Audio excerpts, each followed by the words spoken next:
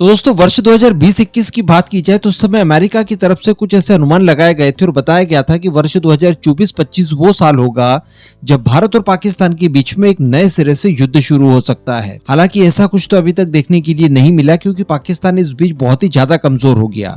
लेकिन इसी बीच यूके के थिंक टैंक द्वारा कुछ भविष्यवाणियां की गई है और ये भविष्यवाणियां इस बार काफी ज्यादा सत्यता के नजदीक दिखाई देती है। आपने शायद पिछले 1-2 दिनों में इस तरह की खबर जरूर सुनी होगी कि यूके की रॉयल यूनाइटेड सर्विसेज इंस्टीट्यूट, जिसे कि शॉर्ट फॉर्म में RUSI कहा जाता है, इन्होंने अनुमान लगाते हुए कहा है कि वर्ष 2025 से 30 के बीच में भारत और चाइना के बीच में संभावित एक युद्ध हो सकता है और ये युद्ध होगा पूर्वी लद्दाख वाले इलाके में, जिसके कुछ दूरी पर वो इलाका मौजूद है जो कि चाइना द्वारा वर्ष 1962 में भारत से इनलीगली कब्जा करके अपना आधिपत्य जमा लिया गया था।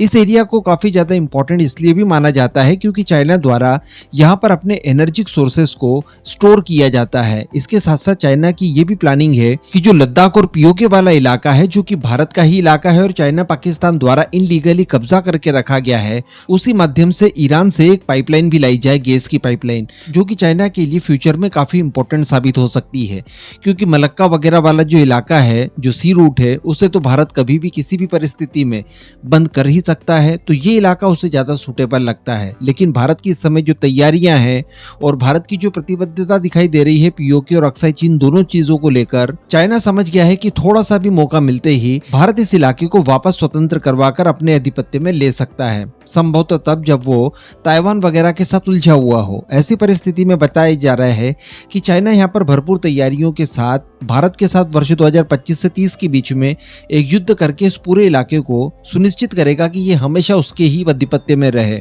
और भारत को कुल मिलाकर डैमेज पहुंचाकर कुछ और इलाका भी हथिया लिया जाएगा।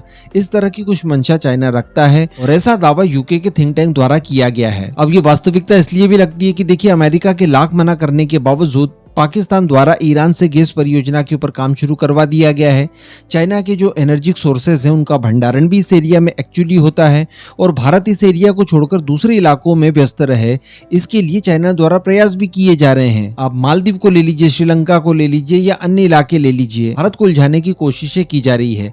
हालांकि भारत इन सारी चीजों को अच्छे से समझता है और इस वजह से पूर्वी लद्दाख को लेकर कई सारी तैयारियां कर रखी है। कुछ ही समय पहले खबरें निकल कर आई थी कि भारत द्वारा एडिशनल डिप्लॉयमेंट पूर्वी लद्दाख में की गई है, जिसका मकसद ये है कि लद्दाख से लेकर उत्तराखंड और हिमाचल तक की हमारी सारी सीमाएं सिक्योर हो जाए और चाइना के किसी भी नए अग्रेशन का जवाब दिया जाए। इस वजह से 10,000 अतिरिक्त सोल्जर्स इस इलाके में डिप्लॉय कर दिए गए हैं। इसको लेकर चाइना की तरफ से काफी ज्यादा कठोर शब्दों में विरोध भी दर्ज करवाया गया है। चाइना की जो विदेश मंत्रालय की प्रवक्ता है माओ निंग, उसकी तरफ से ये विरोध दर्ज करते हुए दिखाई दिया है और ये कहा गया है कि देखिए, ये जो शांति बहाली के लिए प्रयास किए जा रहे हैं उसमें एक बाधक बन सकता है ये जो भारत कर रहा है इस समय। इसे अग्रेशन करार दिया है और रीजन में अशांति फैलाने वाला काम इन्होंने इसे डिक्लेयर कर दिया है। लेकिन भारत यहीं तक चुप नहीं रहने वाला है, बल्कि इस एरिया को लेकर भारत का प्लान बी भी एक्टिवेट हो चुका है, जो कि इस समय चाइना के इन्हीं सब एनर्जी रिसोर्सेज के रिजर्व और संभावित जो चाइना इस इलाके में पाइपलाइन लाने वगैरह की कोशिशें कर रहा है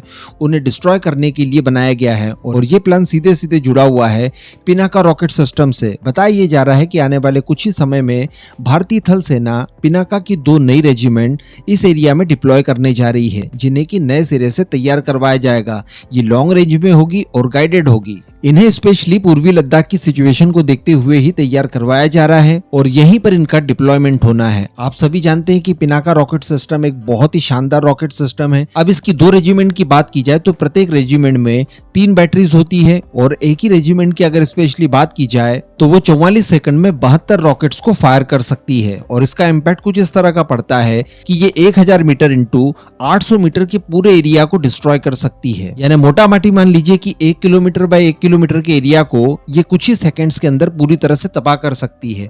और ऐसा कोई एयर डिफेंस सिस्टम नहीं है कि जो इतनी तेजी से आने वाले रॉकेट्स का सामना कर पाए। तो ये तैयार करवाकर बताया जा रहा है कि हम लोग पूर्वी लद्दाख में डिप्लॉय करने जा रहे हैं। साथ ही ये जो रॉकेट सिस्टम होंगे ये गाइडेड होंगे और पिन पॉइंट एक्यूरेसी के साथ मार करने की क्षमता रखेंगे, यानी पूरे प्रिसीजन के साथ अटैक करेंगे। जहां पर दागना है ये वहीं जाएंगे।